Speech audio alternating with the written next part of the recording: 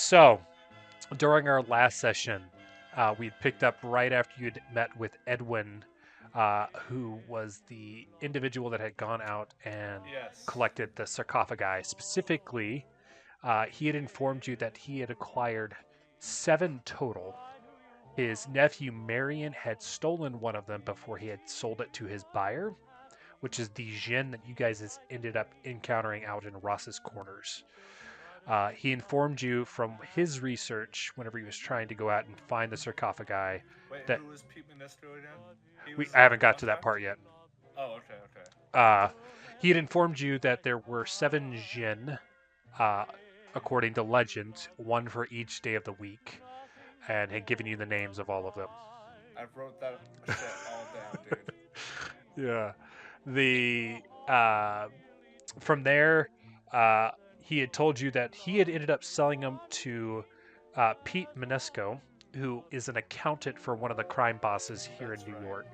Uh, and he was going to set up a meeting for you guys to talk with Pete directly and figure out where the sarcophagi have ended up since then. Uh, it was going to take him a few days to kind of set up this meeting. You guys had some downtime.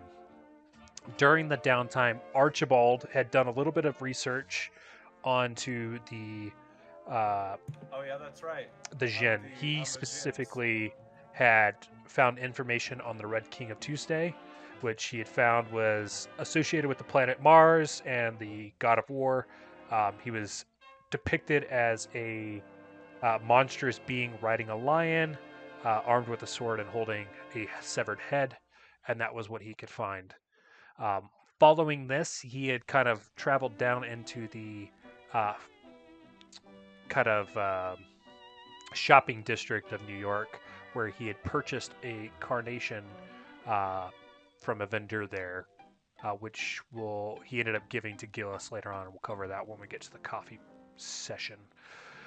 We had then moved on over to Gillis, who had kind of taken some time off of work to kind of start focusing on other things. He had taken some photos in the park of like ducks and Yes. things like that. One of the other things he had done was he had started writing a book, kind of his perspective on viewing Violet as a writer. So it's kind of like a tertiary Yes. retelling of his events and kind of like her approach to writing. Um, and he had also done some research. Unfortunately, he had ended up finding the same exact book that Archibald had found, so didn't get any new additional information. But he did have a meeting with Violet later where she came by to kind of check in on him, where he had mentioned that he was writing a book but didn't reveal what he was writing on, but said that she would be the first one to get to read it once he was done. Violet had spent a little bit of her time working on her book. Um, the big thing that was kind of dropped during that was the names of her book are tied to the modules that were running. So her first book Oh was yeah, titled that's Edge of right. Darkness, and the book that she's currently working on is Paper Chase. Wow. I love that so much. uh, from there, Getting she that had canon. done some research of her own where she got information on the King of Friday, which is a kind of a four-headed Jin as far as how it's depicted in most of its um, sort of pictures, with each head kind of being its own animal, and it's kind of morphing between the animals and everything. It was also associated with the wind. Specifically, its name meant whirlwind. He was associated with the planet of Venus, Venus. and through deduction, once she had kind of shared this information with the rest of the investigators, everybody kind of got the feeling that this was probably the Jin they had encountered at Ross's Corners. I have a question. Hmm. For some reason, I have something written down as Zava. Is that Yeah, the name? that's the King of Friday. Oh, okay, okay, okay. So that's more than likely the Jin that you guys encountered in Ross's Corners. Wow. Uh, Following your guys' sort of down period, you guys had met up at the coffee shop the next morning where you kind of talked through what information you'd found. At which point, um, Archibald had given Gilus the carnation and put it onto his jacket, telling him that this was something that his grandfather used to do. Is whenever he got scared, he would be given a carnation as a form of protection against the other things. After this, you guys had kind of like broke apart for a little bit before meeting up and heading over to the speakeasy that evening to meet with Pete. The beginning of the night was pretty uneventful. Since you had Carmilla in your party, it was pretty easy to get in, once again, because she knew the bouncers by name, and you were seated across from Pete. He was supposed to be meeting someone else before you guys, but his other contact hadn't shown up yet. So he had requested you guys sit and enjoy the music while he waited for that one, because his contact wasn't going to want to wait. But you guys quickly picked up that he seemed incredibly nervous. Like there was beads of sweat coming down, and you got the vibe that whoever he was meeting with was not someone that he was comfortable talking with. As the music continued to play, you had recognized there were some other public officials in the speakeasy this evening, specifically the mayor. John F. Halen. Yeah. The Paradise Orchestra was playing this evening, which is one of the top bands there in Harlem. In fact, you guys had ran into one of the members that had joined recently, Leroy. He had come in through the wrong door, and you could tell that he had been drinking a little too much, and he was a little timid trying to work his way around. Archibald was kind enough to get up and let him go around, which he thanked you guys, at which point Violet had picked up that there was something a little bit just off with the trumpets. It had 4 valves instead of the usual 3, and there was like this sparkly, like crackly silver on the trumpet. It was fairly uneventful after that for a little bit. He got up there. The Paradise Orchestra had kind of addressed the mayor specifically, saying their new number was going to be kind of in his honor, and it started playing. And it was pretty much an instant hit. One of the highlights was Leroy, and his trumpet was just impeccable. Like the beat he was throwing with that trumpet was insane. About this time, you guys had noticed this sort of guy working his way along the wall over to your table. I can't remember who it was, but one of you kind of picked out that it looked like he was dead set on Pete.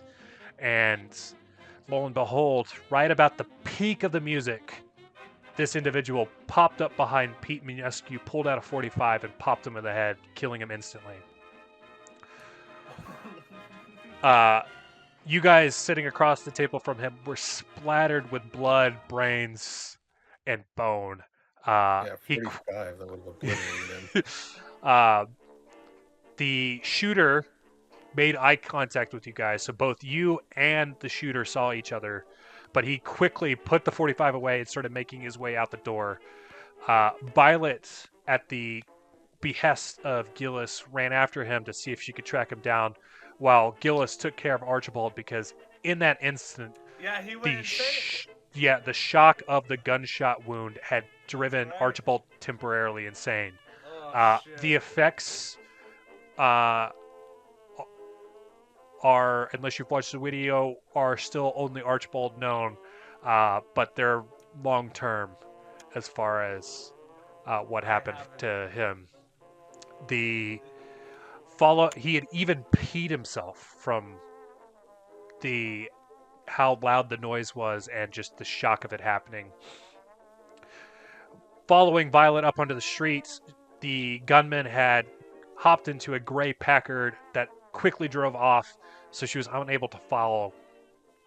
As we went back down into the speakeasy, the band had continued to play because they hadn't fully registered what had happened yet.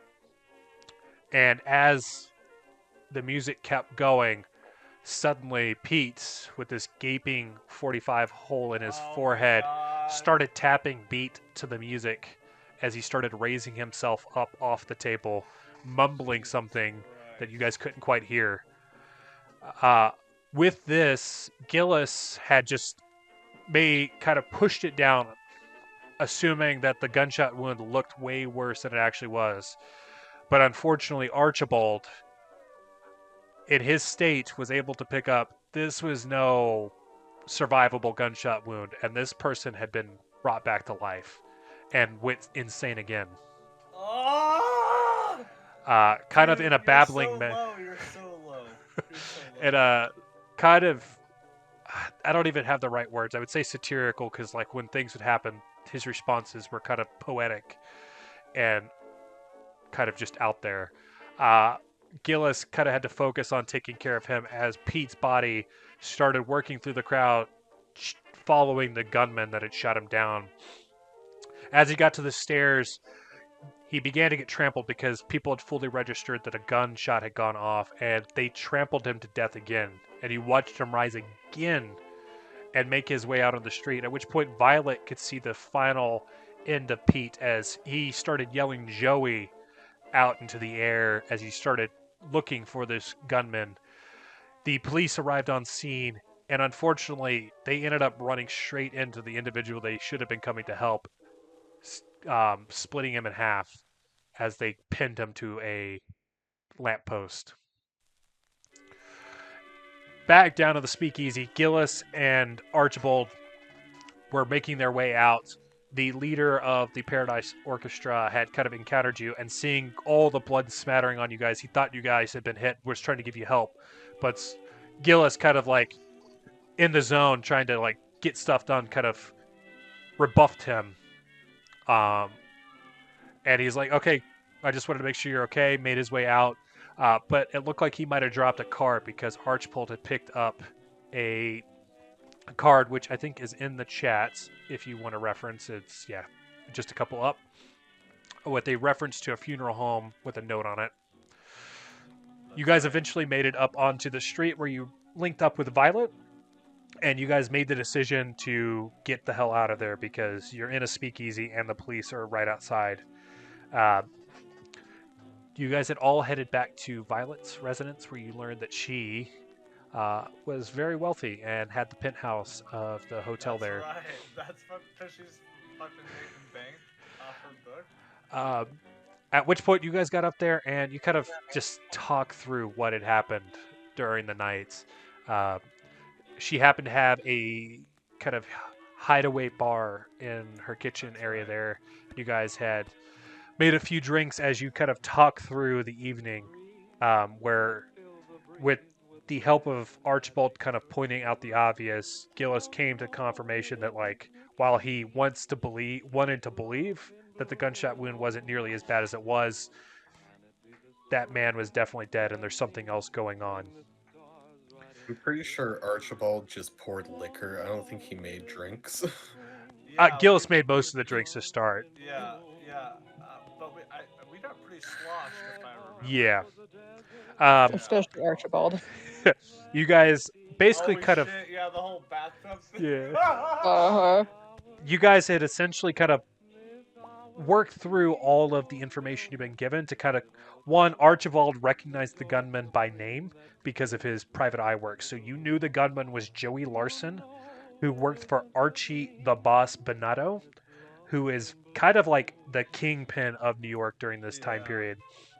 Is Joey Larson also known as Ratman? Because I wrote down Ratman. I also have Ratman written. Ratman, I think, is the description we use for like his appearance. Was that he was like a rat-like face? Oh, I misinterpreted that. I thought maybe that was some sort of title, and that's why I wrote it down. It's funnier that way. Yeah, I'm actually pretty sure if I go back to what I wrote about Joey, I have it. Gillis notices another. I originally wrote Sharp Man, but then changed it to Rat. All I have written down is Joey Larson, Ratman / Archie the Boss Bonato. Yeah. So he worked for Archie the Boss Bonato.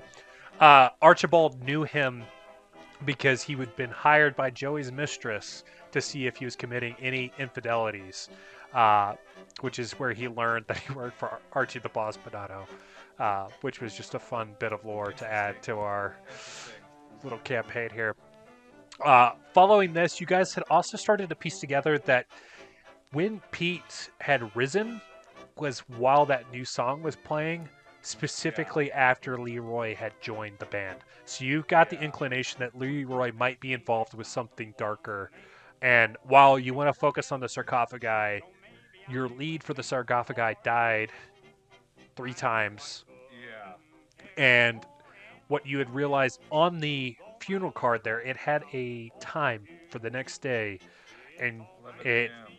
it looked like it was a request for the band to be there. So you made the kind of leap that going to the funeral might be the next chance to kind of meet up with Leroy and see what's going on. Or the next time they're gonna try and rise the fucking dead. Right.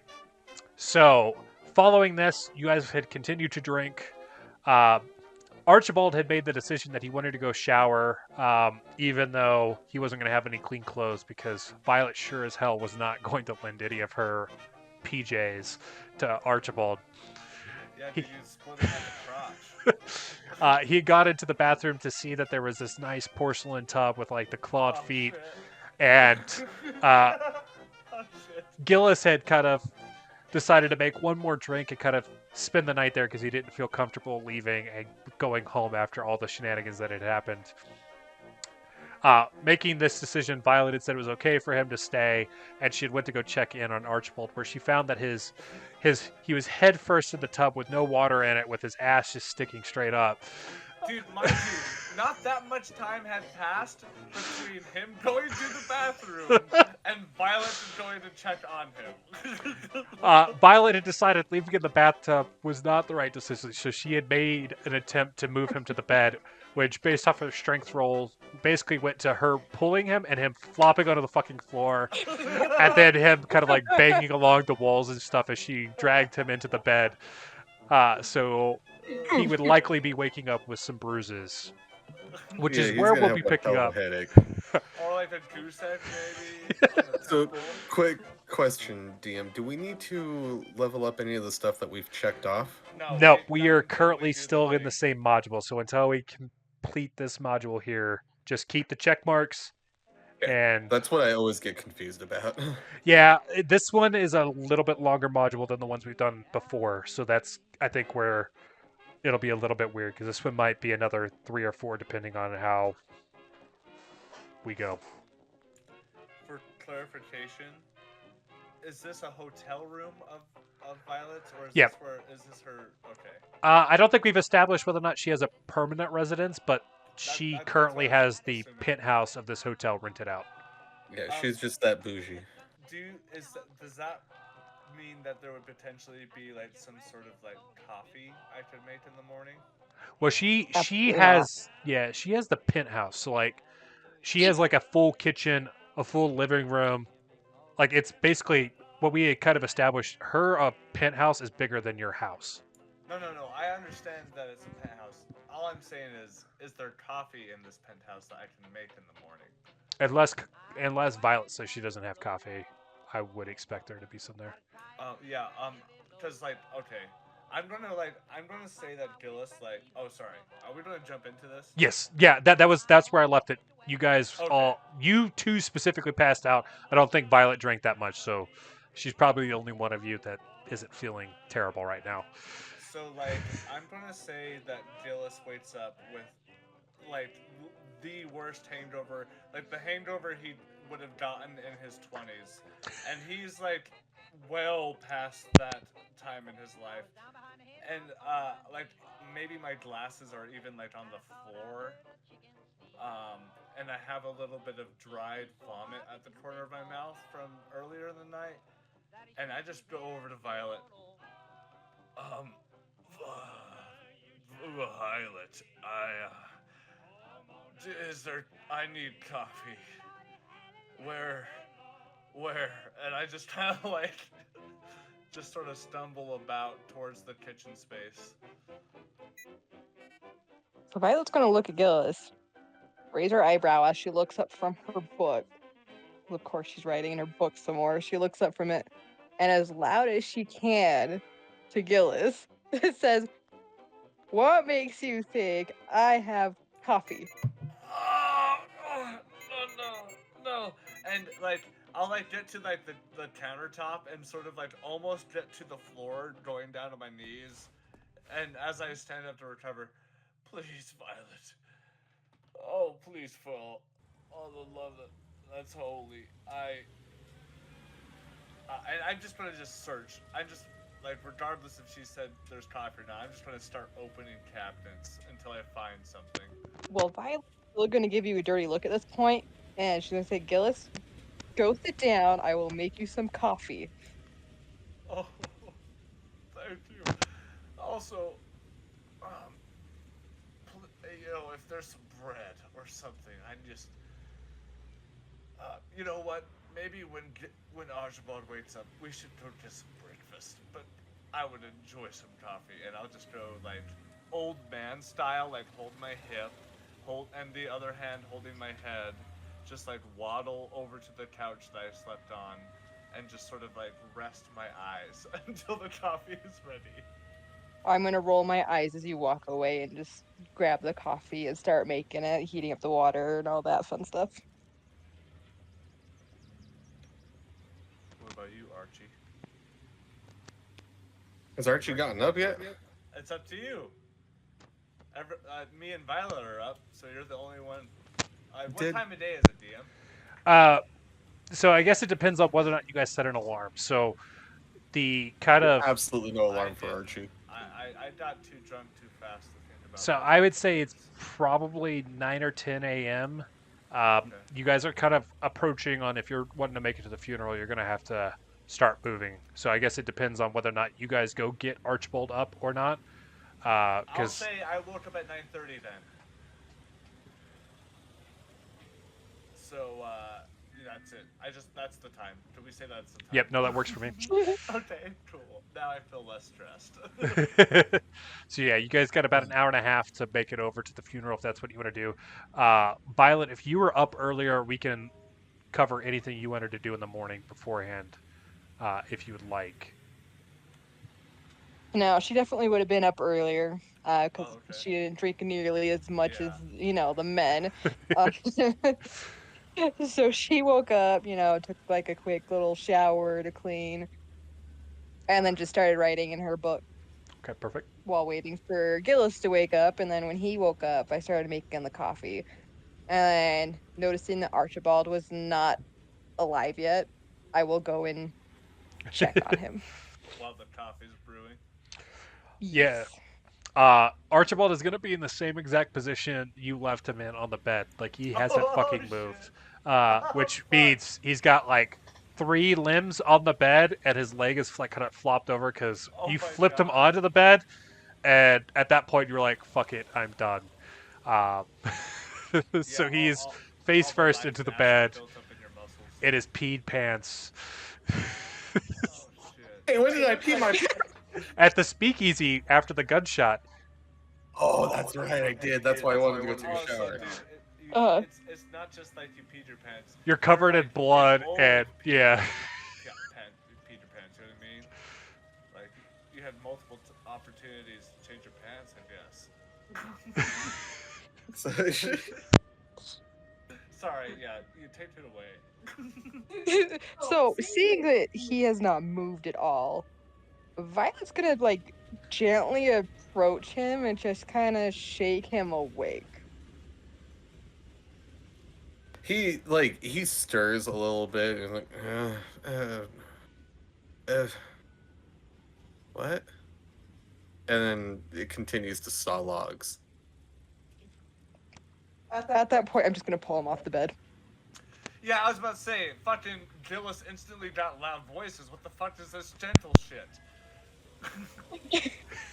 I'm just gonna, since he decides to keep sawing logs, Violet will just pull him off the bed, not caring if he hits his head or anything at this point. Okay. I'm gonna imagine where I'm on the bed. It's gonna be pretty easy for her to just yank me onto the floor. Well, Yeah, in your fact- whole leg is leaning off. Violet, give me a strength check, because what I want to see is, like, how far he gets yanked off the bed to determine how this wake up is going to go. Okay. Not the highest. Let's see how you do, sis.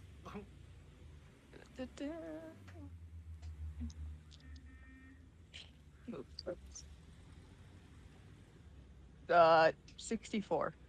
which I think that's is that a fail? Yeah.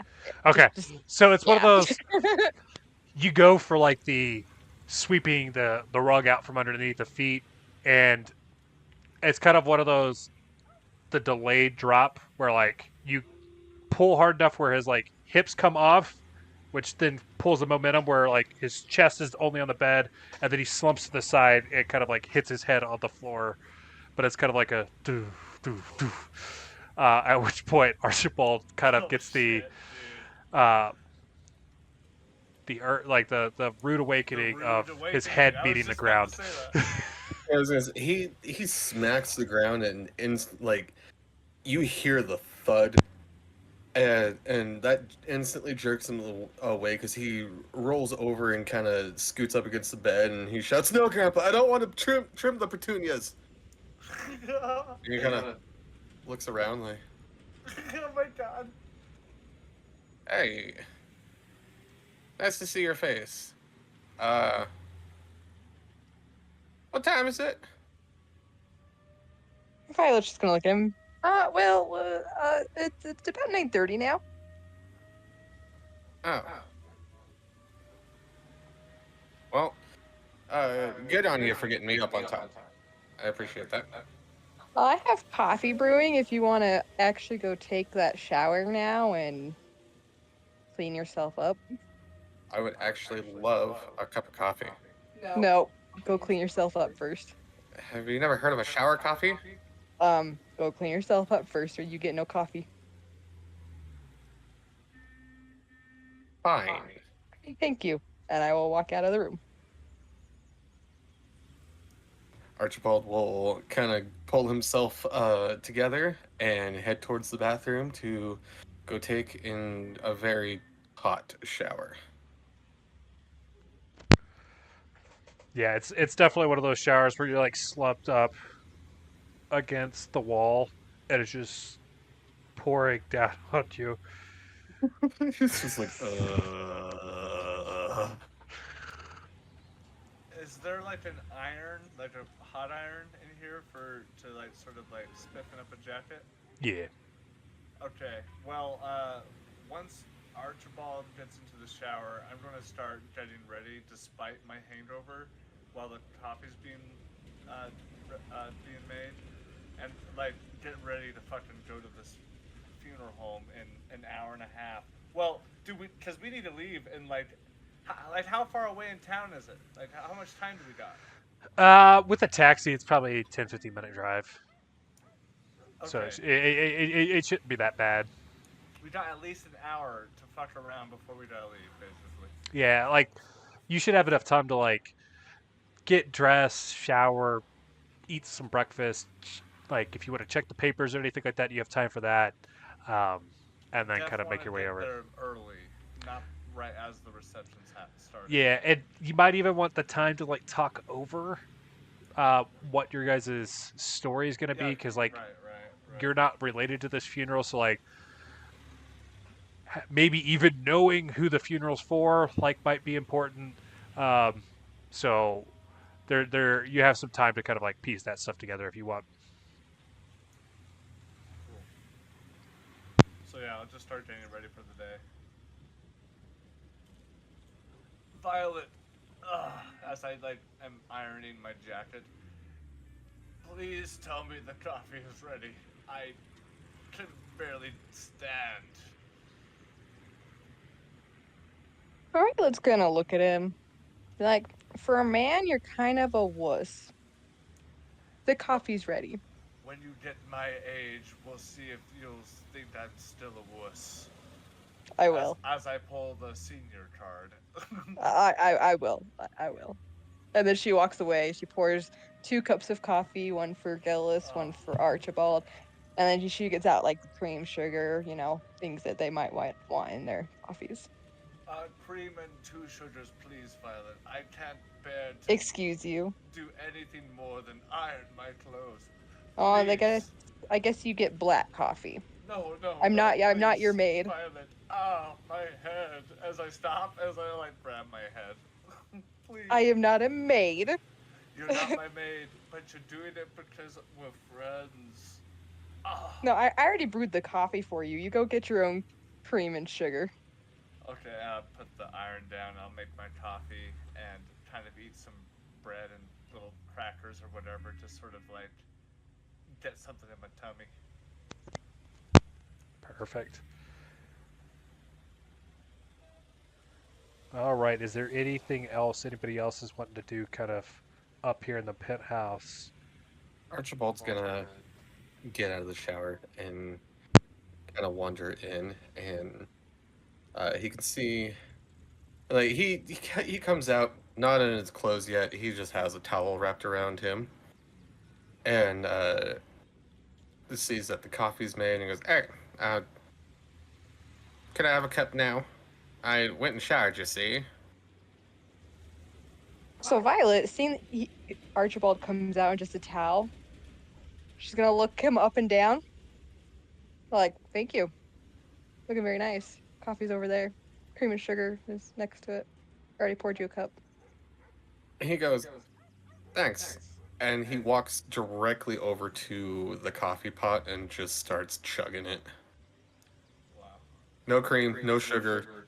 Ignores the cup. Excuse Drinks you? the pot. There was a cup for you? Ah, you see, now there's some for you.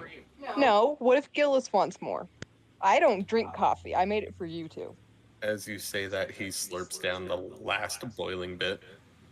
Don't worry, I definitely didn't want any more.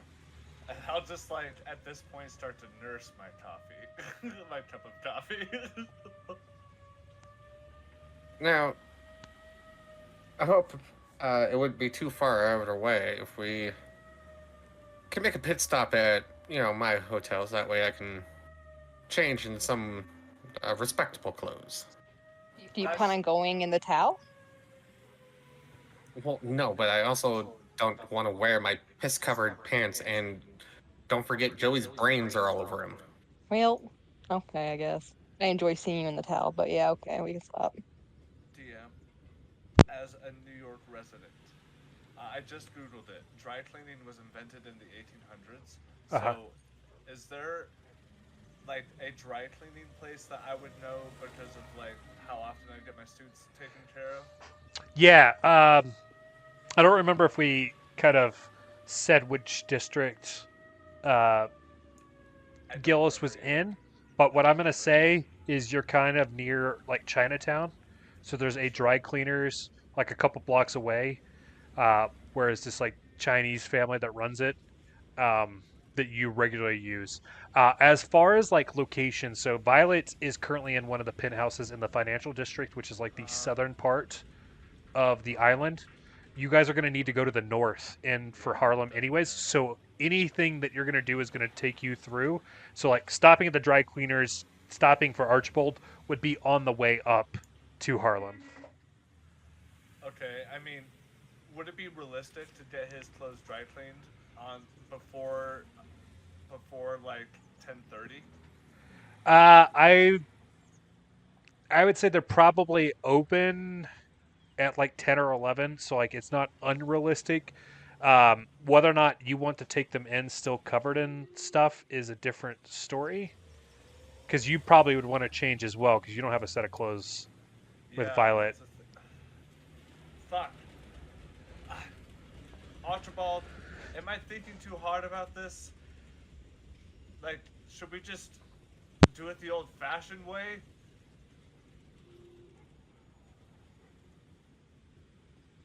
Gillis, I think you think too hard about a lot of things. The thing that I've I'm had, a psychologist. the thing that I've had the most experience with, and he goes to like adjust his tie that's not there because he's still wrapped in a towel. Sure. Thing that I have the most experience in is just wing it. Am I covered in did I get blood on me? Yeah, you all three of you were sitting across from the table where Joey got shot. So all three of you got splattered with blood, brains, and bone. That Violet is the only one that's been able to actually do anything about because she lives here and has a set of clothes. Like, Archibald is cleaned, and I would assume he kind of like washed off his clothes while he was in there, so he probably has like slightly damp suit to wear to go change out. So his penguin Fuck. suits, and so your like yellow suit. Dude, I would say you've like washed it, but it's damp and uncomfortable because, they all have blood stains in them because washing with water isn't going to get that out. Dude, okay, here's the thing. DM, is there a way I could buy the 1920s equivalent of a $5 suit? Um, Because there's no way I'm getting the blood and brain guts out of my clothes. before I well, go remember back this was to the nice suit that you bought specifically for I the speakeasy. I know. Are you wanting to buy another one, or do you just want to go to your house? I still have Yeah, another you suit. you have other clothes. You live here. Sorry, dude. That's what I'm saying is you guys would have time for you to stop at your house and for Archibald to start up at his apartment to change into other clothes. The specific clothes you have right now are kind of people probably going to look funny because you got blood splotches on it right now because hot water doesn't really get blood out, especially out of like the type of suits you guys were wearing. Well, You need club soda for that. Club soda. Violet, I think we should use the time that we have left then to sort of freshen up. Should we all plan on meeting at the funeral home, like 10:30, and then we can try and figure out how we're gonna spin some story of why we should be there and it's not weird? It's probably a good idea. Perfect. Violet, you're going to have a little bit more downtime than the other two gentlemen because they're going to have to go make a pit stop and change. Is there anything you want to do before getting up to Harlem? Because you've got probably about 45 minutes of playtime between when you would have to have a taxi to get up there to meet them on time. I will read the paper, Okay. see if I can get any information for this funeral that we are going to be going to. Perfect.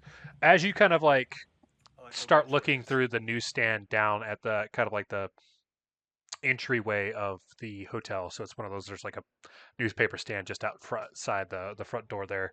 A lot of the papers are kind of carrying the Monesco shooting and tell how the poor man, mortally wounded yet somehow indomitably willing himself to stay alive, tried to reach up only to be cut down, ironically, by the very 80 sots.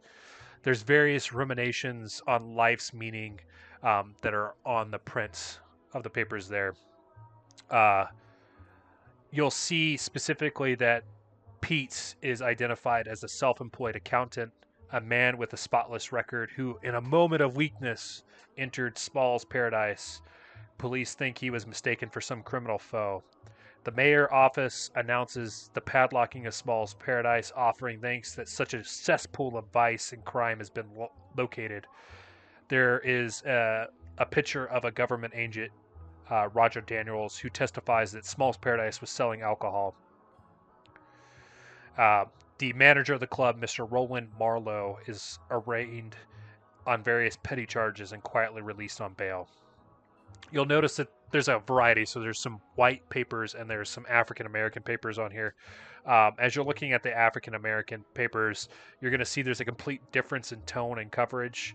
None of the front page stories overlap with the white newspapers, except for the mention of disturbances in what was known then as Anglo-Egyptian Sudan. A long story discusses a Mr. Marcus Garvey, who was an African American nationalist. He's photographed in flamboyant military clothing, military costume. And then there's one about a Mr. Dubai of the National Association of Advancement of Colored People, discussing the sharecropping system in the South and its implications for African American health, education, and general livelihood. And there's some other black interest items. None of the African American papers mention Monesco in them. as you kind of like keep digging through here, you're gonna see um, that the Fayetteville um, funeral home, or the Morgan and Duplay funeral home, has a funeral today at 11 o'clock for Fredrick Lincoln Fayette, who is brother-in-law for the Paradise Orchestra's leader, Mr. Charles Johnson, which is lines up exactly with the business card that you have, implying that the reason why Paradise Orchestra is going to be there is the leader of the orchestra's brother-in-law is the funeral in question.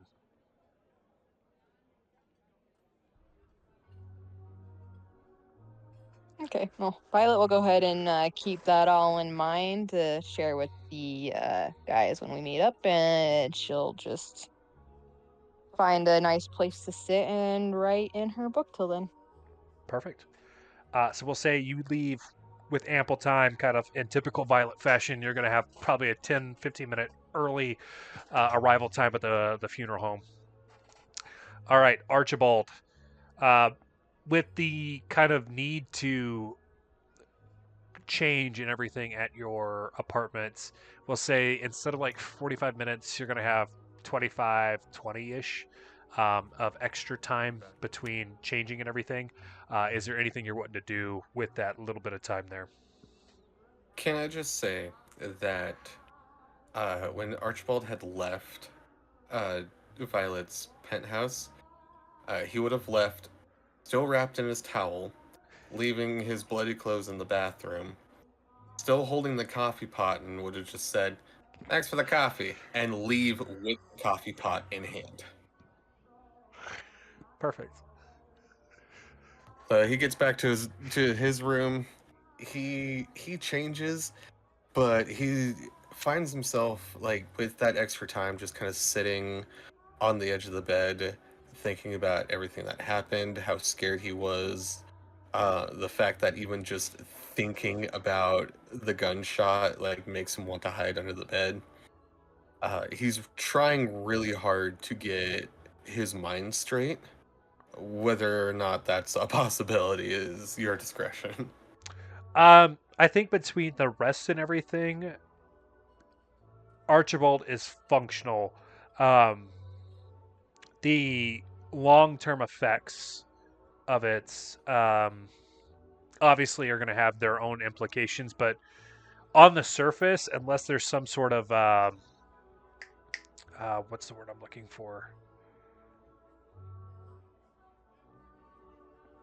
I guess the main thing I'm asking is there a way for him to cure any of his current sanity? Because he's at 25. To regain sanity, unfortunately, you're going to need a little bit more time Okay. than what you have available here. So it typically Wait, takes how about. does it work? Oh, sorry. So there's two approaches to regaining sanity. One is meeting with a psychoanalysis and them doing that, which can obviously have bad effects if it doesn't go well, or kind of linking up with like your key. What's the? I can't remember what it's called. It's like your key anchor that keeps you in reality. I can't remember what it is for Archibald. I feel like it's your grandfather's locket, but Yeah, probably his pocket watch. Yeah. yeah. But that one is like a month sort of thing. So it's not like you go look at your locket and you've regained sanity. It's like you need time to kind of like work through it. That one, there is Get no back to your negative roots. effects. It's only positive. So like you're always going to regain sanity, and there's no chance of like there being negative repercussions. The psychoanalysis one, if you go that route at any point during this module, because you're not really going to have a long enough break to go the other method right now. That one, if it doesn't go well whenever we roll for it, you can actually end up losing additional sanity and losing trust in whoever was performing the psychoanalysis.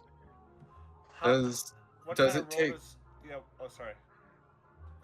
Is there like a time frame on how long that takes? Like let's say Archibald goes and visits Gilius. I think we ruled it as like an hour or two of him like needing to do like the Okay. psycho shock therapy type stuff. Like What he's gonna kind of need role equipment and is? he's gonna need time, but it's one of those you're not really gonna have time before the funeral, but you might have time within the module to do it. Okay. What Yeah. kind of role is it that he has to? Is it a role he makes or is it a role I make? You make the role as the one providing the psychoanalysis, and you need to get a success on your psychoanalysis roll. So like you should be fine, but if you do fail it, I think it's a Bad. 1d4 loss of sanity on his part Oof. and his faith in He you. loses trust in me. Yeah, exactly. So like instead of it being the next time he does one, it just needs a regular sex. You actually need a hard success if you're the one providing it again if you failed on one of them. Gotcha. So it potentially becomes impossible for you to help him if you Right, have because consecutive fails. Yeah, it's diminishing returns. exactly. And I'd have to check the rule book, but I don't think you get as much of a boost in sanity from that method. So I think it's a, don't quote me because I'll have to confirm, but I think it's a 1d10 for using your key anchor, whereas it's only like a 1d4 or 1d6 for the psychoanalysis approach. So like it's quicker, but it's not as effective Right. Right. because it's basically like someone prodding you to get better instead of you like actually taking the time to heal. Right. Okay. Then yeah, he'll just kind of take some time to just kind of reflect on his own and wait for now that he's dressed and everything. He did take some time to like make sure he looks to like Archibald fashion. His tie's straight, his hair is like slicked back. Yes. But he, for the remainder of the time, he's really just gonna kind of like sit on the edge of his bed, just kind of lost in a daze, counting down the time until they have to meet up. Gotcha.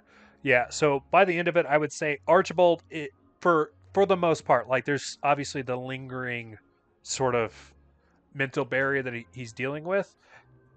He's back to being Archibald. The only concern you really have to worry about is if there's a trigger that could potentially set Archibald off. Yikes. Yeah, Obviously, you know what the trigger is. Yep. Yep.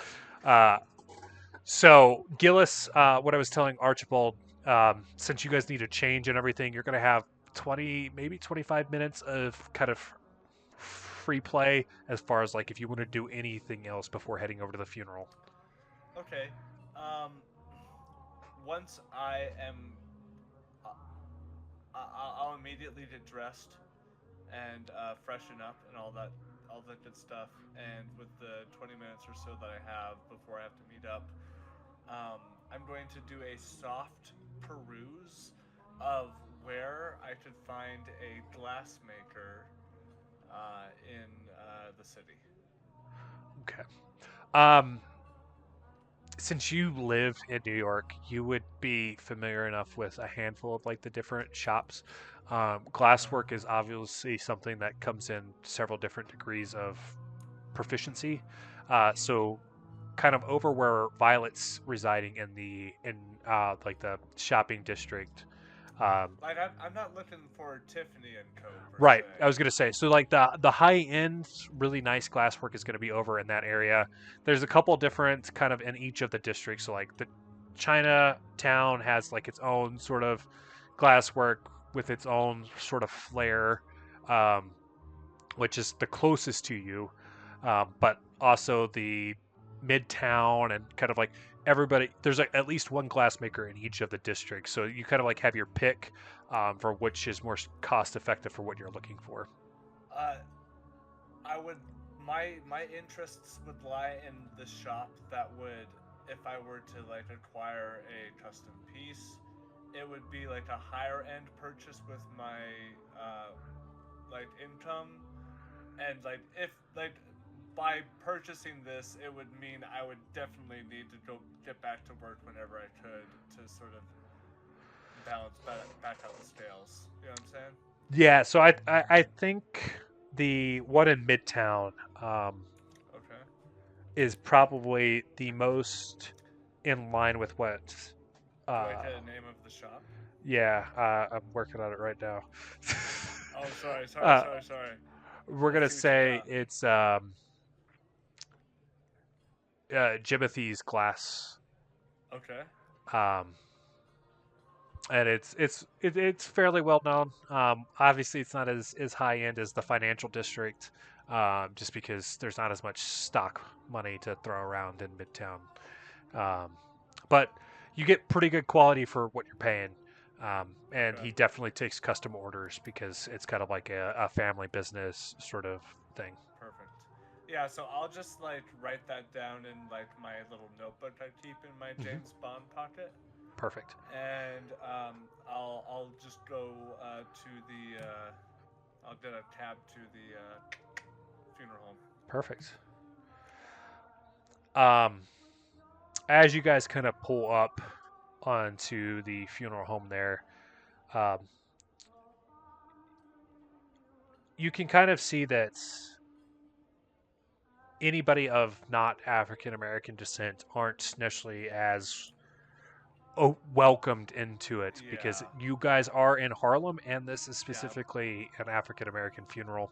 Um, Curiosity seekers are snubbed, rowdy gate crashers are threatened and expelled. Those extending genuine sympathy are appreciated and bereaved and consoled. Whenever you guys arrive, Violet, you've had time to kind of like assess sort of the vibe. So I would say that you've kind of like been watching the entrance of the funeral home to kind of get a vibe of what might work. And you've already keyed in that like coming in and making it known that you have no fucking clue, one, whose funeral it is, and two, that you have no association with them, might cause you guys to get kicked out.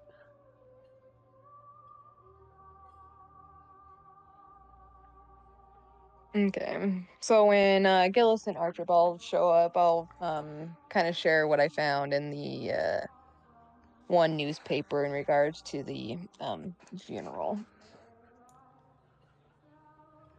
Which was who is the guy? He's the brother-in-law to the leader of the Paradise Orchestra band, which was the band that was playing at Small's Paradise the night prior.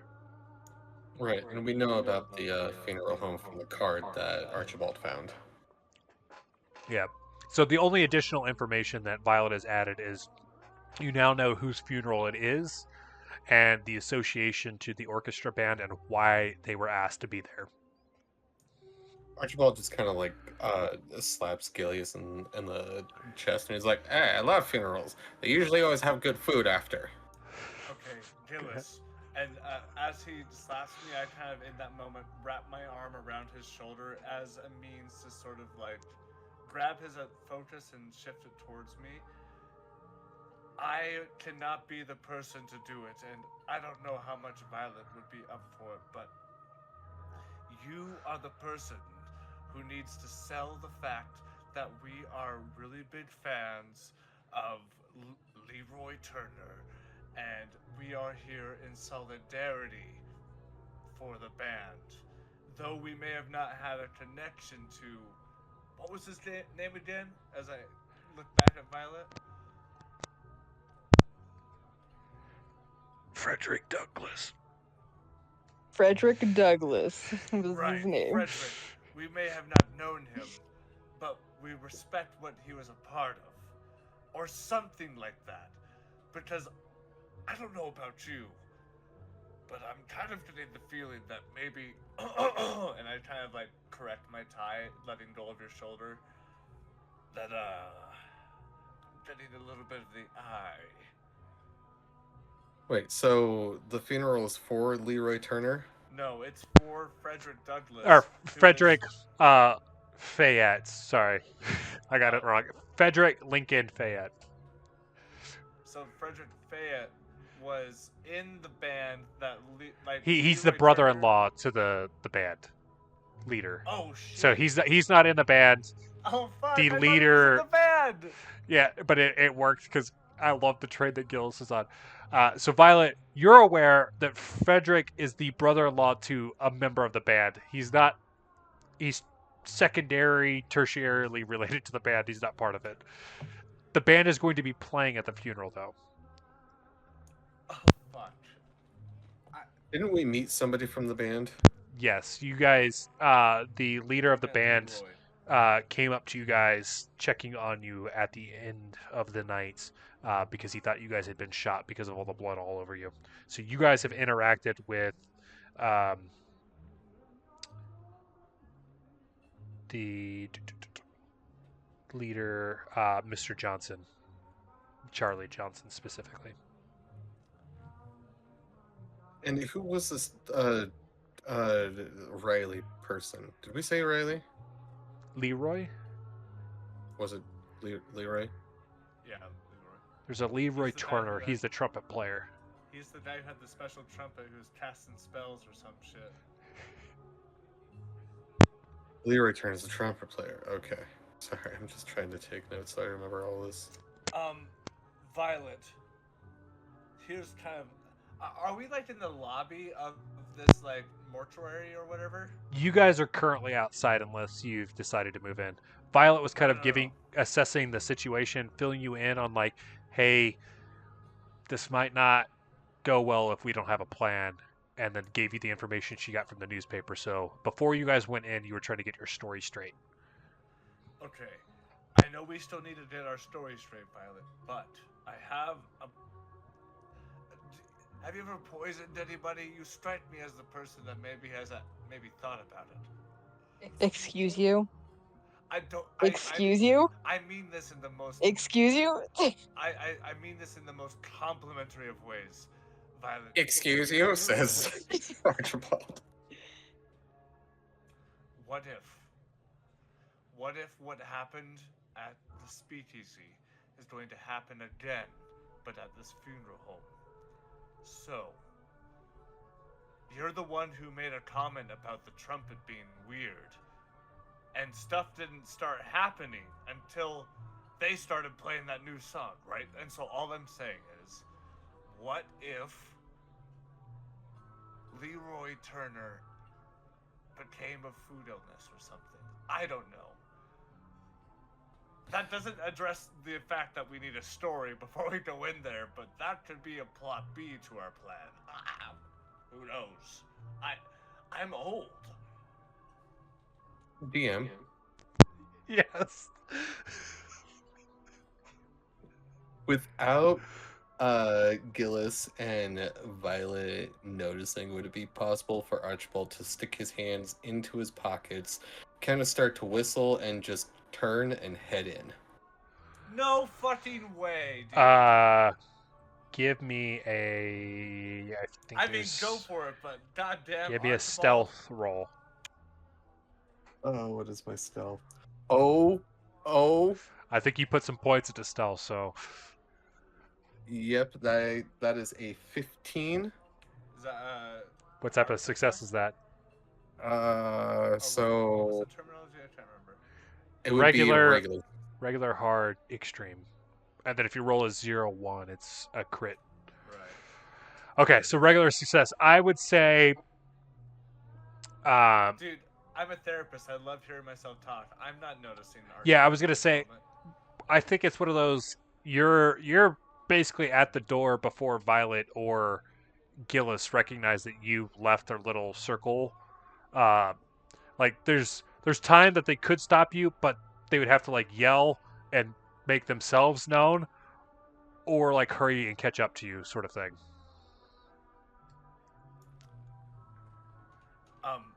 Well, before we go after that buffoon, Violet, I make eye contact back with you as I look back with just like kind of an open jaw at at what he's done just now.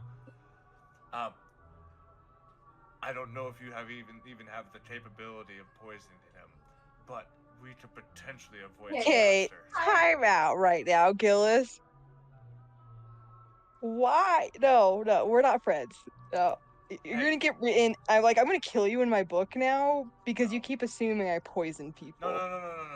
No. You just have you have a sly nature about you, and I take that as a positive because maybe you are sneaky enough to be able to pull it off.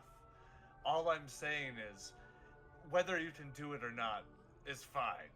It was just an idea, but if we could somehow maybe make it so the fucking guy with the magic trumpet doesn't play a song, who knows? I don't know.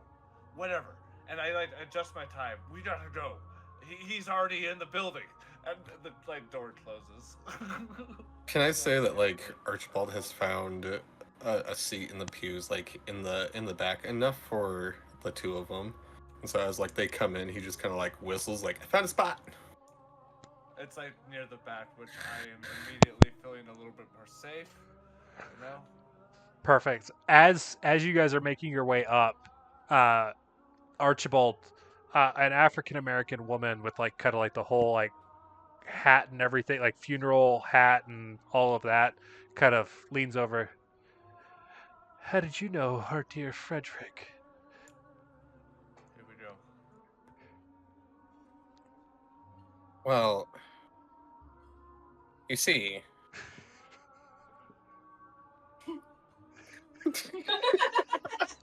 Archibald, you are literally the man. Please.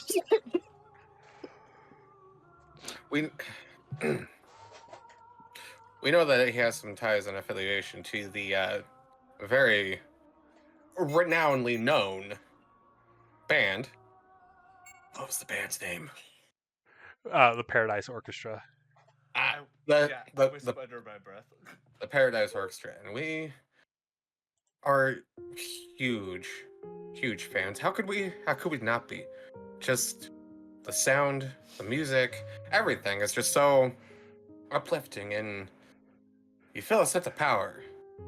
And we have seen the Twilight Symphony a lot. Because of that, we didn't get to know Fredrick very much, but did have some conversations, and he was a very gentle man, a very good man. He touched me in ways I never thought were possible. I sort of like cough. Yeah. You and Violet have now got close enough that you caught like the second half of this story. The intellectual nature that Fredrick had, he made me feel at home and at peace. And at this point, Archibald like starts to force some tears coming down his cheek. Oh shit. I know, and he kind of like falls on Gilus for a second and like sobs and like pounds into Gilus's chest. Oh shit. And he turns back around. More tears down his face. I pat his back. I know we didn't know him for really at all, but we could have. We could have known him very well. And we're so sorry. We just wanted to pay our respects. If we're not welcome, we'll leave. Wow. Oh, dearie. I didn't know that you felt so strongly. It's just, there's these times, it's not as often that people of other color would be so enamored with our dear Fredrick, but it's great to see that he touched your soul in such a monumental way. A good man. I never saw color. All I saw was a great human being. On the inside, we all bleed red. You see her kind of like pull out a handkerchief as she starts dabbing like the corners of her eyes. Well, we're grateful to have you. As she kind of like leans over to the other people on the end of the pew to kind of like start filling them in with how you do him and like how uplifting. You quickly realize that this story starts making its way around the whole funeral home. Oh shit. Archibald, you've done it! You've done it, my boy! Because of how well that went, the funeral per like the what's the word I'm looking? The remembrance service goes by without a hitch. No one really questions you guys. As you're kind of surveying the room, you don't see the band at the moment, but that doesn't kind of like mean much because there's not really any music necessarily playing. It's like the sermon part of it. As the remembrance service comes to a close, 6 pallbearers emerge from the hall carrying a long pine coffin. There's 2 African American policemen on motorcycles leading the way as you guys kind of like walk out into the street, and they control the traffic at intersections. You'll see that members of the Charlie Johnson Paradise Band kind of like make their way into the procession, and they strike up playing "I'll See You on Judgment Day," and all of the mourners falling behind. The one thing you do notice is at the moment, Leroy is not part of the band. Of the ensemble? Yeah. Okay. I nudge Violet sitting next to me on the pew as I sort of see the band setting up and starting to play.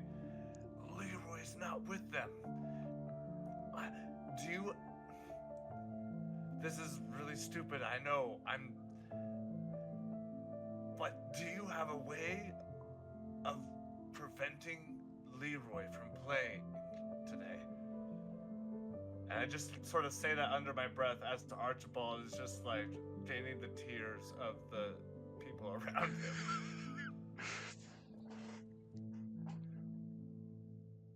him. Violet's just gonna roll her eyes at you and just kind of play into Archibald and his story. Totally ignoring you. Perfect. As the procession continues moving through the streets, you'll see more and more people joining in. Because you're all heading towards the cemetery. The Charlie Johnson's Paradise Orchestra plays slow and soulful renditions of Hymn After Hymn. The musicians walk in a line behind the coffin with Charlie Johnson at their head and the drummer in the rear.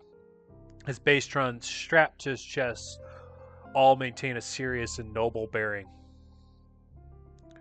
Passing some storefronts, you guys will have an unnerving feeling of being watched. Give me a spot hidden roll.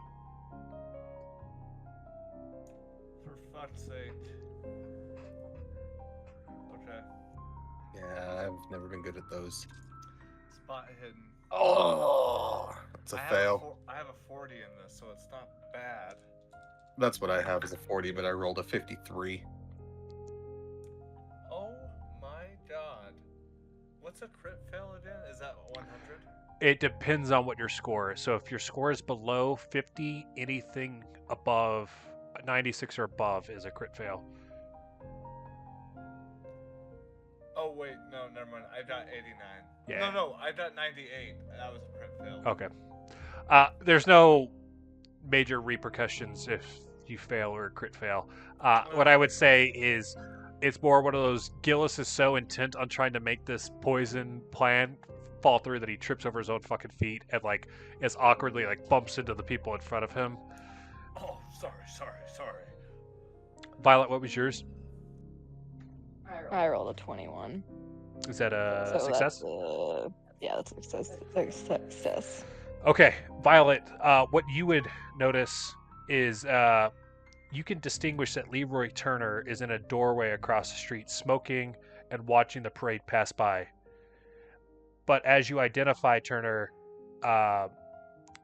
you still have this feeling that there's someone else watching. You're not sure who, but it seems like someone is very interested in what's about to happen.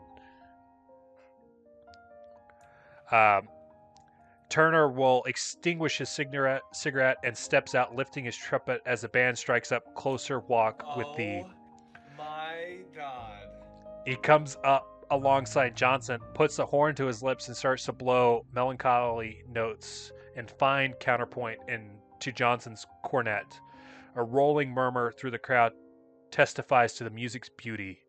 But not 20 seconds after Turner's trumpet sounds a successful listen. Give me your listen roll. All of us? Yeah.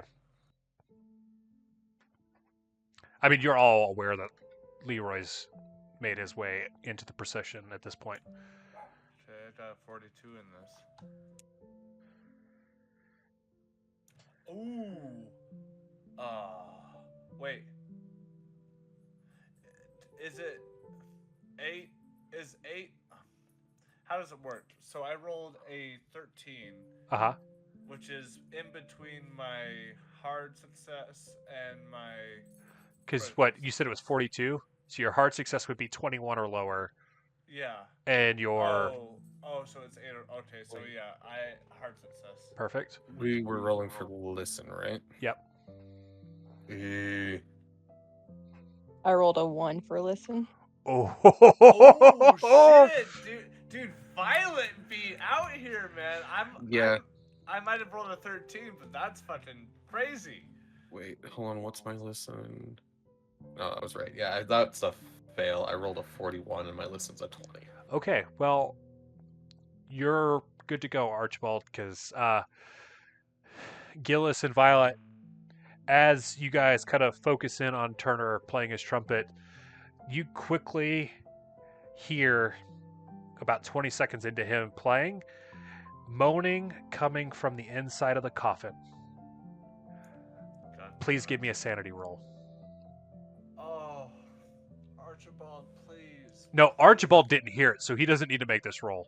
Oh, Just wait, you and who? Violet. Oh shit! What? Yeah, Okay, you guys can now hear moaning coming from the fucking coffin. Sanity. Here we go.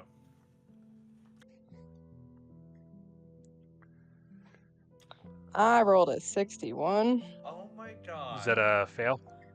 Yes. I have 65 and I rolled a goddamn fucking 72. So I failed. You guys are going to take 2 points of sanity damage.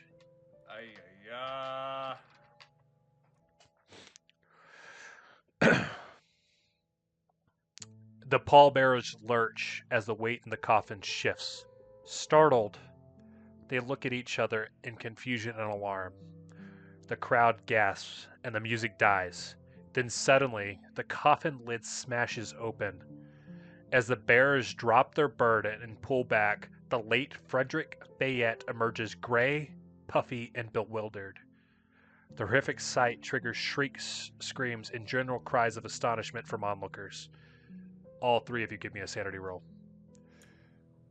Hold on, I'm still... Did you say all three of us? Yeah. Well, you're witnessing this now. So you didn't hear the moaning, but you can see the dead body rising. Okay, my current sanity is not good. Unfortunately, I'm aware. Edit this fucking sanity thing. This module is definitely one where sanity will be a key factor. I rolled a 31. Oh, it still fails. Is that a fail? Yeah, my current sanity is 25. Okay. DM, I can't... Oh, here we go, I did it. Sorry.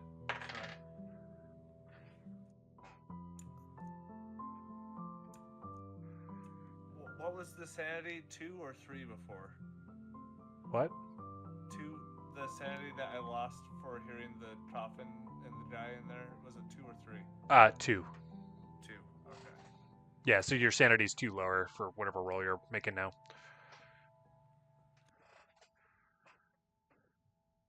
Okay, sorry. My thing was being weird. Okay, and another sanity roll? Yes. To see this.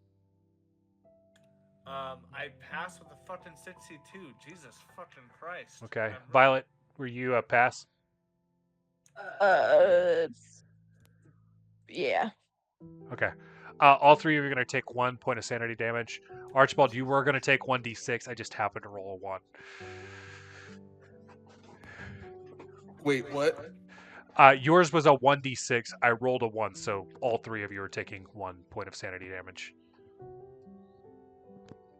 Okay, I don't need to roll the d6. No, I rolled it, Okay. and I rolled a 1. So 1 point of standing damage. Yep.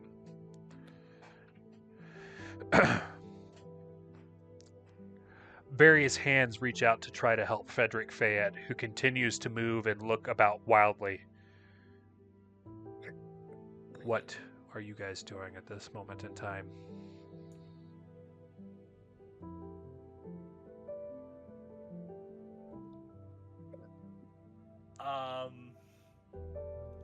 How far away, like, where are we in relation to the scene of the action?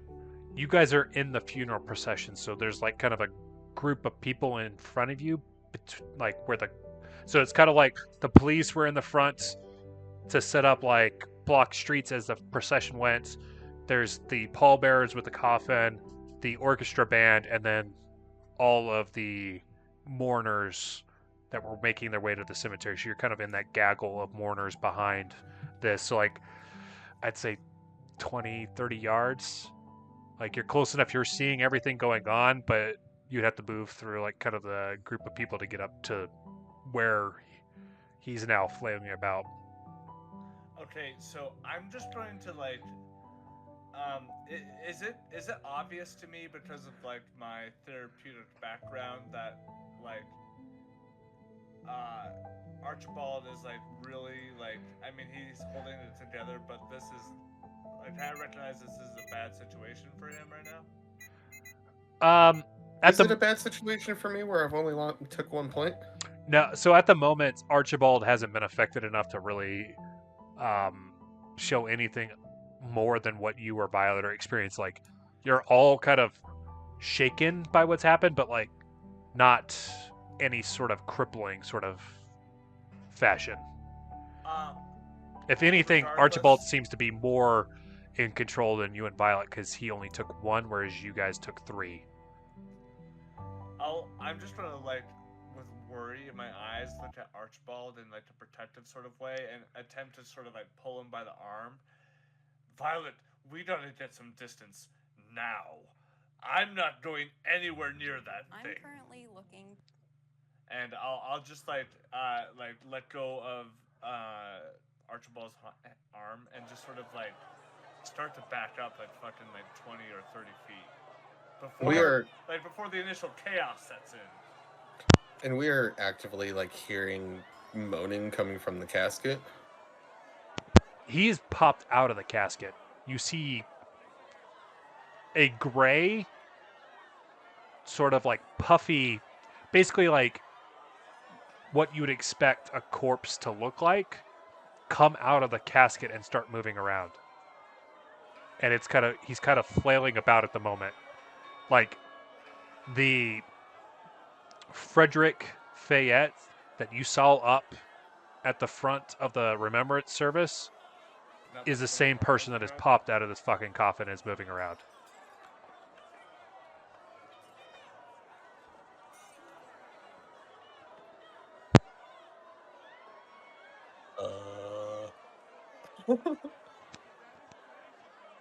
I'm assuming everybody else in this funeral procession is freaking out. Well, at the moment, you see some folks are trying to help him because it doesn't seem that the crowd has fully recognized what's going on. So some people seem to think that like something might have been messed up at the funeral and they put someone in the coffin that wasn't actually dead. And then other people are kind of in shock. There's been some shrieks and everything as well because like if you're at a funeral and someone pops out of a fucking coffin, that would be terrifying. So you got kind of like a mixed bag of emotions going on at the moment. And Archibald take a quick glance around to see if he sees the trumpet player anywhere. He is up at the front with the band leader Charlie Johnson because he joined in mid-procession. That's what Violet keyed in with her spot hidden roll, was she saw them off to the side smoking. He joined, and right after he started playing, this guy popped out of the coffin. So he's up there. He stopped playing. He's kind of in the mix of like shocked what the fuck is going on at the moment. Archibald is gonna like get Gillis's and Violet's attention and say, "I think that's the person we need to talk to." We need to get out of here. And I'm just hard committing to just getting 20 more feet away from this shit. Gillis, if we get out of here, we're not gonna learn anything. Okay, let's go. And I'll just kind of like adjust my tie again and follow his lead. Perfect. Violet, are you following as well? Yeah, but I'll have my little notebook out taking notes as we go. Because, we Fantastic. need it for my book. Great content. This is content. As you guys start making your way up to where Fredrick is, Lisa Fayette steps in front of her dead husband and lifts her mourning veil. Her cheeks are wet with tears, and she whispers, "Freddie, is that you?" Oh no. Fayette stops and looks at her in shock and begins to realize his situation. He throws back his head and outpours a terrible scream. He collapses at the feet of his wife, trembling arms wrapped around her legs, then stops moving. He does not stir again. Oh? Clamor sweeps the crowd, and anger begins to spark against the mortician, Mr. Dupuy, and his two assistants who have accompanied the procession. The words most often heard are, "Buried alive." If you'd like, you can give me, or if you'd like to intervene with this, you guys could try and talk with them. Otherwise, we'll kind of just move on. Yeah, Archibald is going to grab like Gillis from like the scruff of his shirt, and he's just gonna say, "Distractions, distractions, good lad. Come on." Better than this? No. I mean, this is a good we don't get distracted by this. Oh, right. Come on, lad. As he pulls you through the crowd faster. To the trumpet player. Right. Almost to kind of like show that Archibald has a good sense as a PI of like what is actually important. Some quick thinking police officers pick up Mr. Dupuy and his assistants, driving them away to safety.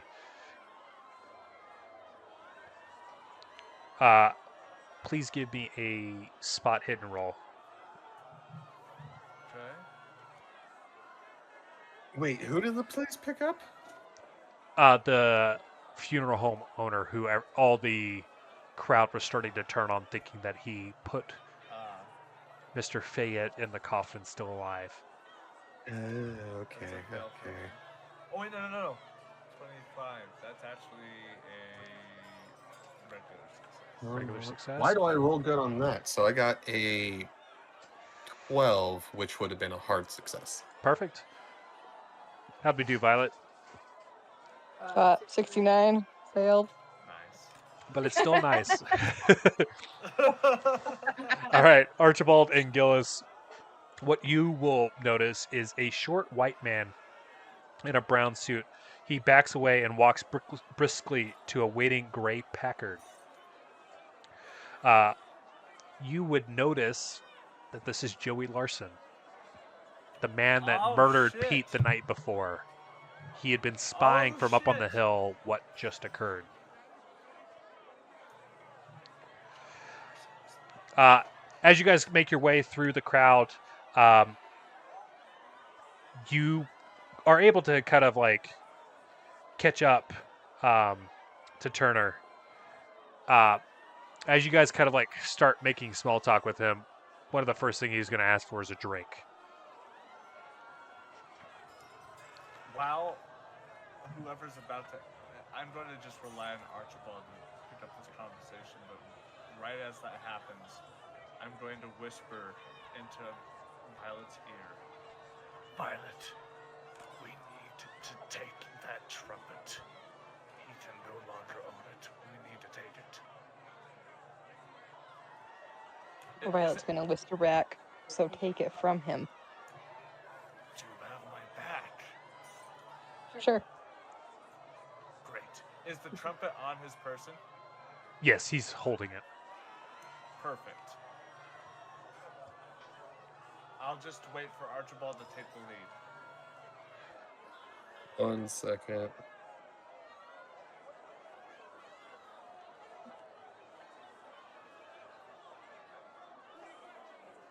Okay, so we are up at the trumpet player now, right? Yes. Yep.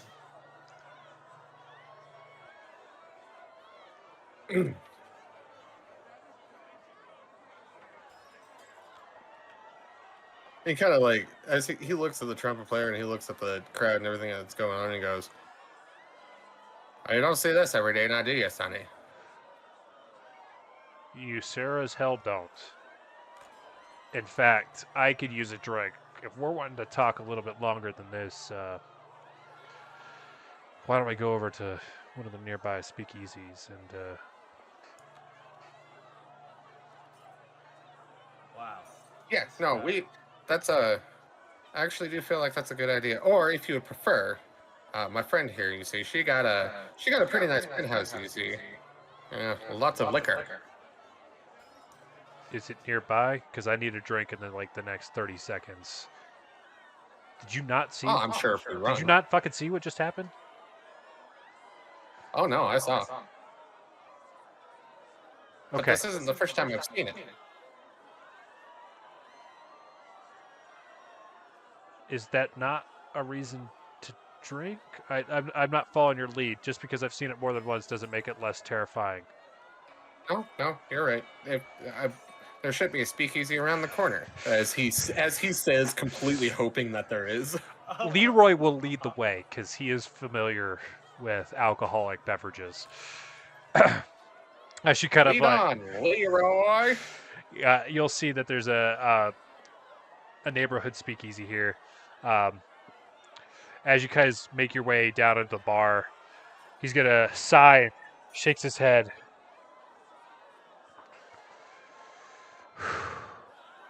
Jesus, that is not something you see every day.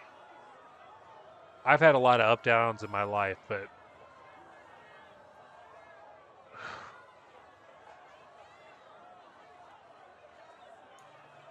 Can I whisper into Archie's back as we're like sort of shuffling in? Ask him about his trumpet. Archibald kind of like leans back and says, in good time. Be patient, Gillis. Good boy." I nervously adjust my tie again. You know, I do have to go. I'm sorry, I didn't get your name. My apologies, as he straightens his tie. My name's Archibald Whitley, private investigator. My badge. And this would be old boy Gillis. He seems to be like one of those, you know, he fixes your brain type people. And of course, Violet. She's a well-known author. And in fact, you should probably ask her for her autograph. You don't get the chance like this every day. well, I take it you don't Are we at remember a me, booth? because I'm Leroy Turner. We met last night. You let me around your table to get up to the stage. You know, much of what happened last night is all a blur. I drank my feelings after that. Robbing you. Well, I mean, I was pretty far in the sauce myself, but I don't tend to forget folks that did right by me. You're welcome. Anytime. But I do remember, you know, those events that occurred last night. And can I ask you a few questions, Leroy? What you got, son? I couldn't but help but notice that your trumpet has 4 keys on it. And I was just curious about that because you see, my grandpappy, he used to play trumpet himself. He was a good old bugler player. He could belt out the sweetest tunes you'd ever hear. But he only ever had 3 buttons. Well, to be honest, it was a gift. None other than Mr. Louis Armstrong gave me this here trumpet. Yeah, You see, a few days before, I was playing with a scratch band, and when I went outside for a smoke, Mr. Armstrong approached me in the alley. He said, "You're such a good player, Leroy, that I want you to have one of my horns." He gave me the trumpet on the spot. I couldn't quite believe my luck, and I wasn't going to say no to Mr. Armstrong. At this point, Archibald's like jaw hits the floor, and he goes, "Armstrong, look now, unless my ears deceive me, lad, Sonny Jim, boy, you wouldn't be talking about Louis Armstrong, the Louis Armstrong." The one and the same. I was just as gobsmacked as you are. The fact that Louis Armstrong was there at that show and respected me and how well I played was just a testimony to my craft. I've been on some hard times, but I've been able to get some decent gigs since then. I mean, it's not often you get to play at Small's Paradise or get to stand next to Charlie Johnson in the Paradise Orchestra. One question. Are- Sorry. What? When was this show? When did you play for Louis Armstrong? Archibald is actually like hopping up and down in his chair, giddy as fuck, as he grabs Gillis and said, "The Louis Armstrong! Can you believe it?" A few days ago, it was. I mean, it was probably my last gig right before the Small's Paradise one. That is remarkable. As I try to add the facial expressions for like, oh shit, that seems a little too extraordinary. Leroy, how long did you say he's had this trumpet for? You said about like 2 weeks, 3 weeks, something like that. Oh, not even that long. He said a few days, so like 2 days, within this week. 3 or 4 days. So, Leroy, what you're telling me is it wasn't even that long ago that you got to speak to the Louis Armstrong. Indeed. His trumpet playing has been my favorite. In fact, the notes that man can produce, it's almost like magic, wouldn't you agree?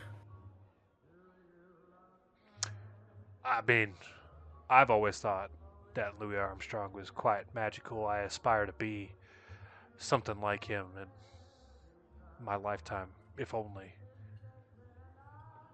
Leroy, have yesterday's events, was that the first time you saw anything like this? Like, let's just say, like, since you met Louis, has anything else, like, weird happened at all? You see? Nope, just the two shows. The one at Small's Paradise and the one today. Did you... I hope you don't mind, as he kind of, like, tugs on his jacket. I hope you don't mind all the questions, you see. I'm a private investigator. It's force of habit at this point. But to kind of, like, narrow things down just a little bit more, like, did you have any kind of a affiliation with the poor lad that got shot last night? I'm gonna be honest. I have never, aside from bumping into your guys' table, I've never seen that man before in my life. Right. And... Can I tell that he's lying? Give me a psychology roll. Okay. ooh, yeah, before I continue, do that, Gillis. I'm gonna look for like the micro expressions or whatever the fuck. Like the twitches of the eyebrow. Oh, I have a 77 in this. There's no way I'm failing. As he rolls a 99. That's a regular success. Okay. As far as you can tell, everything that Leroy has expressed to you guys seems to be 100% the truth in his Okay. eyes. As far as he sees Yep. reality. Okay. Leroy, I do have one more question, and I hope it's not too bold of me to ask, and hopefully you can just humble a lonely, poor private investigator. But I've never gotten to meet Mr. Armstrong myself. I've only ever been able to hear a few records, nothing live. But because you see, my grandfather was a trumpet player. I'm pretty sure I mentioned that. It would just, if I could I just hold the trumpet for 5 seconds, just that way I can like kind of give an homage to my grandfather. It would truly make him smile in his grave. Well, I'll let you look at it, but this trumpet is my living. It sews my body and soul together. I ain't found no trumpet good as this. So he'll like hold it and like turn it around so you can see it, but he's not handing it to you. Gilus's eyes narrow and my heartbeat begins to race, wondering if the moment that I'm going to have to take is coming soon. Archibald, like, he looks at it with like a positive expression on his face, and he's just kind of like, wow. Yeah, as you guys are looking this over, so once again, you're going to confirm that it has 4 valves instead of the normal 3. Its silver finish is crackled like snake or alligator hide, while inside the bell of the trumpet, an encircling ring of strange symbols can be seen etched into the metal. Oh, for fuck's sake. And as Archibald's like kind of like looking over it, having this look of awe on his face, he kind of like makes a puzzled expression, and he points towards the spit valve, and he's like, "What's this button do?" It's the release for spit? I thought you said your grandfather played the trumpet. Yeah, he played the trumpet. I never played it. So you weren't that interested. I was more there to enjoy the music. You see, like I remember he put it in my hands once and was trying to like teach me, something about like you press your lips to it and you have to kind of like make a farting sound, but I could never get that. So because like it just wasn't clearly one of my talents, I just enjoyed Grandpappy's music as well as Mr. Armstrong's. But seeing you play and now knowing this story, I'm feeling a little inspired, and I think I remember like a thing or two. Can I show you if I hold it properly? Well, like I already said, this is my lucky trumpet. Louis Armstrong Next round's on me. Louis Armstrong gave me this trumpet. As much as I like the drink, I have no life if I lose this trumpet. Or 4 more drinks. I will buy you 4 more on me. As lightning as the conversation has been with you folks, it seems the only thing you're interested in is taking my trumpet, so I bid you adieu. Okay, hold on, DM. Can we pause time real quick so I can look at my character sheet? I need to double check something. I've been doing nothing but trying to buy you time, Gil. No, dude, He's so enamored with your conversation. No, you bought some time, but he didn't even take it out of the case. He just opened the case, right? I mean, He didn't take he's it out. holding it in his hands, like it's there, but he has both hands on said trumpet. Okay, hold on. Can I just look at my skills real quick? Because I have an idea, and I just want to see how I can pull this off. Well, I need to recharge my drink, so if you'd like, we could take a quick 5-minute break and then pick up after that. Okay, sure. Yeah. All right. All right, Gillis, what do you got for me? Okay. Um. I fuck. I'm. I'll, I just looked to Archibald, and when I made eye contact with you, I just kind of give you a look of desperation, um, and I looked back over to this gentleman, and I just say, "Here's the thing.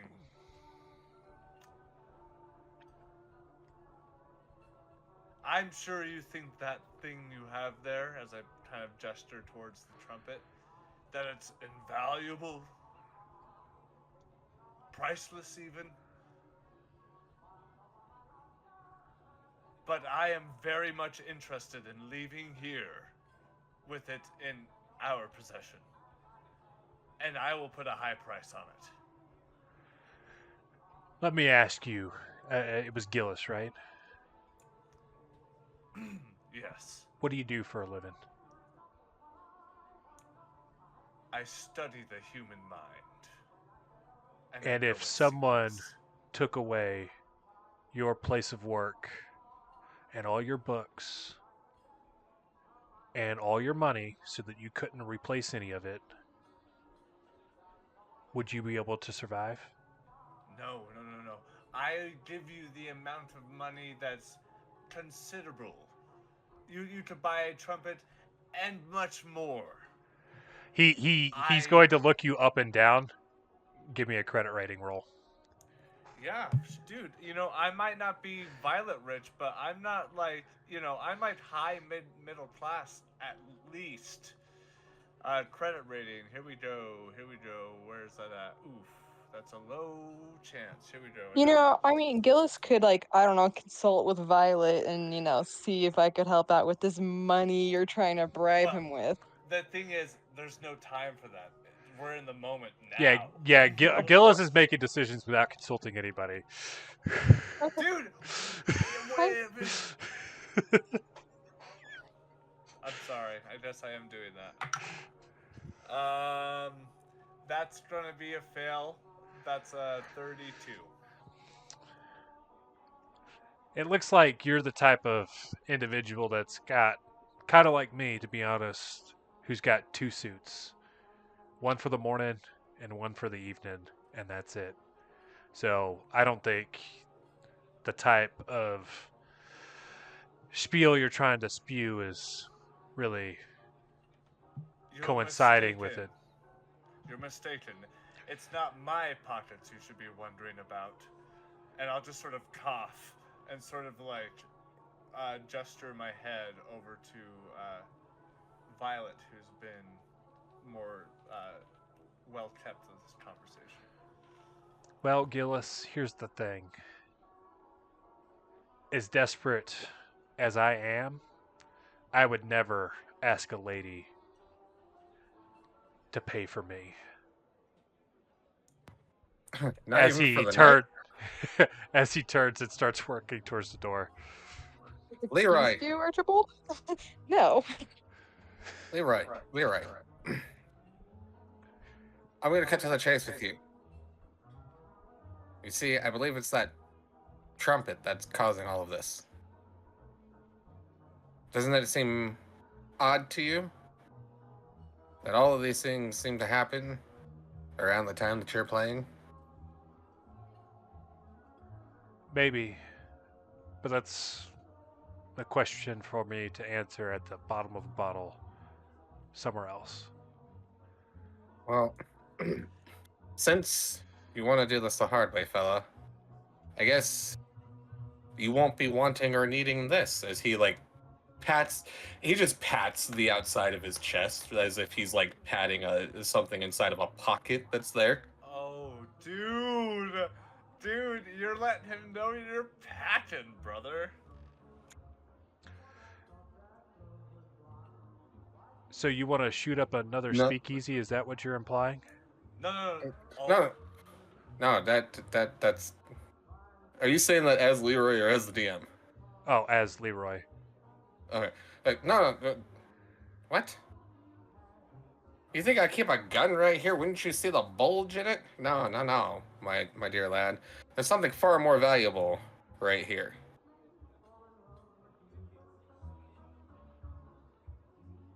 Would you like to know what it is? Not particularly. I've started to kind of get a little frustrated with your infatuation with my trumpet. Fine. Maybe you can make your way to a hospital. I doubt that they'll have the antitoxins, though.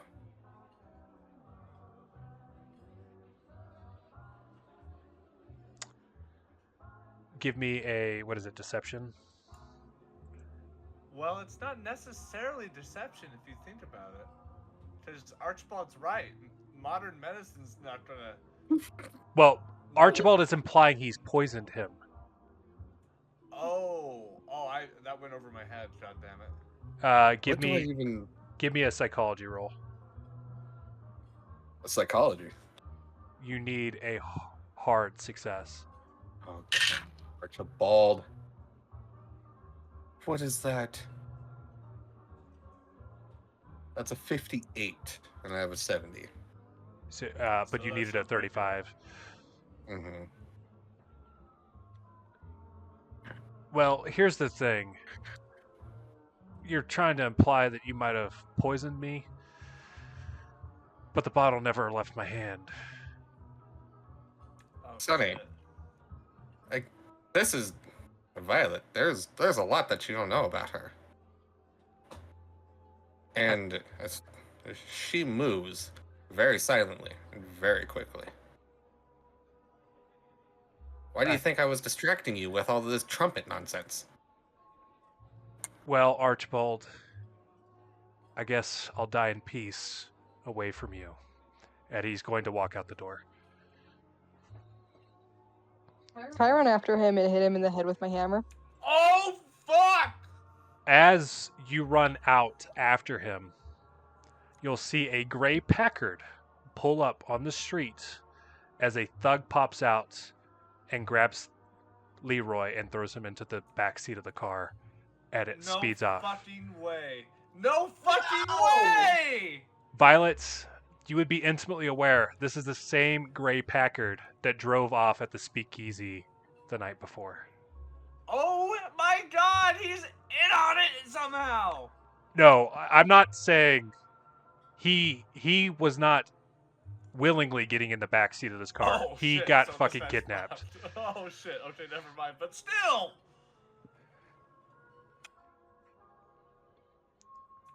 I'll chase after Violet to an empty street because I imagine I missed the car peeling out. Yeah, I just almost said English. Archibald takes a swig of whatever is left and then runs after Gillis. Violet, where did he go? Well, it looks like he was just kidnapped. What? The same car that was at this last speakeasy had pulled up and kidnapped him in the car and drove away. Well, I guess we screwed the pooch on this one. Yeah, you guys really did not do well with that. Violet, this also would have been the gray Packard you saw up on the hill during the funeral.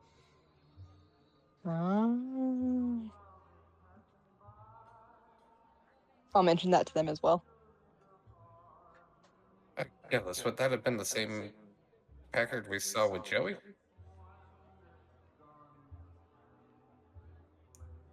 It seems to be the case. You know, while we were... Well, before the incident at the service, I couldn't help but get the feeling that I was being watched. And do you think, I don't know, is this something to do with the mob boss? What's his name? Archie, the boss, Billanato. Billanato. Bonato. Big boss Bonato or something. All I'm saying is, I don't know how far this goes down and where to even to begin.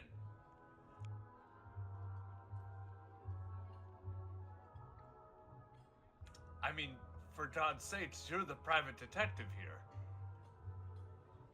And he goes, right you are, as he kind of tugs on his jacket, but it's not like I can just pull out my magnifying glass and follow some footsteps. As you can see, there are no footsteps.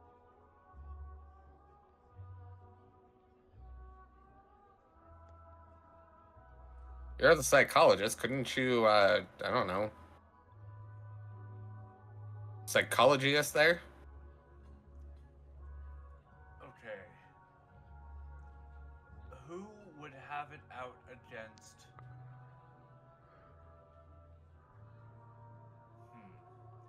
Maybe it's not necessarily that I have it out against him, but maybe they notice the same thing.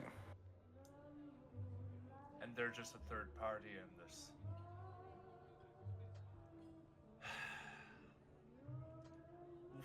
Should we try to arrange a meeting with this Bonanno? Is that dangerous?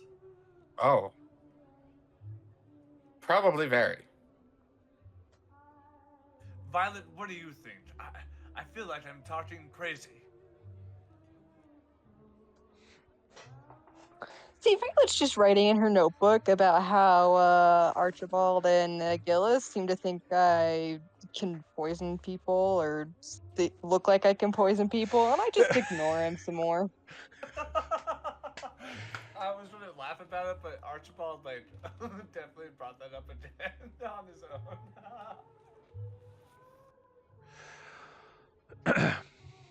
Around the corner, as you guys are kind of discussing this, Roger Daniels, the investigator that Violet saw in the paper that she was perusing this morning, that had kind of outed the speakeasy after all the events the night before. This is twice now that something crazy has happened that I've seen you three. What is your affiliation with Leroy Turner? You're talking about that guy that just got taken? He in the wouldn't car? have. He wouldn't have seen it, but You're talking about the trumpet player? The one with the... We're big fans, as I sort of adjust my tie. You know, the funny thing is, none of this crazy stuff ever used to happen. Not until I read your article. my article was released after the events happened. Exactly. So what do you know about these events? What I know is it seems awfully suspicious that Leroy Turner and you three have been at both. In fact, where is Leroy? That's a good question. Leroy! Leroy! Archibald, he hasn't shown up yet. We were supposed to meet him here after the funeral service, but he never showed up. Ah. That's Please, right. please don't It's play been- coy. I watched you guys walk to the speakeasy together. I blush in immediate embarrassment. Listen, the only affiliation that we have here is that we were out someplace last night and enjoying some drinks, and then some crazy stuff happened, and then we decided to stop off at the funeral for Fredrick? Fredrick LaFay. We decided to show our faces at Fredrick LaFay's funeral, because we know that he has affiliation to the band, and like Gillis said, we are big fans. So, why don't we skip ahead to the things that I don't know? Because I'm up to speed all the way up until you guys walked into the speakeasy right here with Leroy. Where did he go? Listen, I'm not supposed to tell everybody this, but allow me to introduce myself. I'm Archibald Whitley, CIA. My badge. CIA. Okay. I'm Roger Daniels, and I actually am an investigator for the city, specifically involving speakeasies.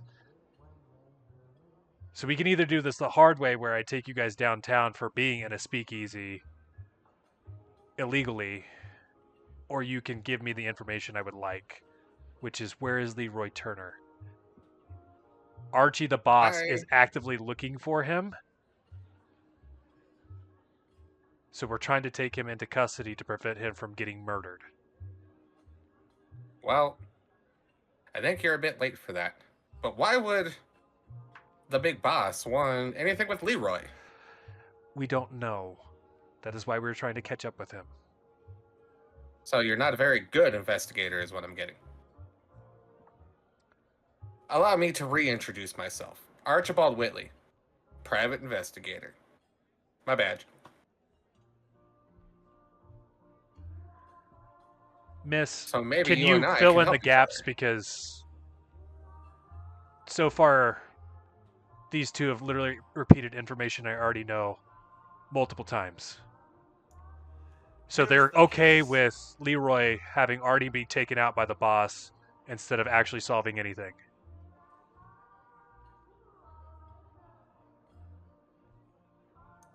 Well, see, here's the thing. Please, thank God. Thank you. Gillis, shush. So here's the thing. Leroy was kidnapped. Did you catch who it was? I saw the car. That car was also.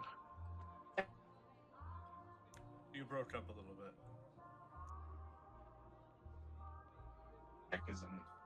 I don't know what my mic's doing there.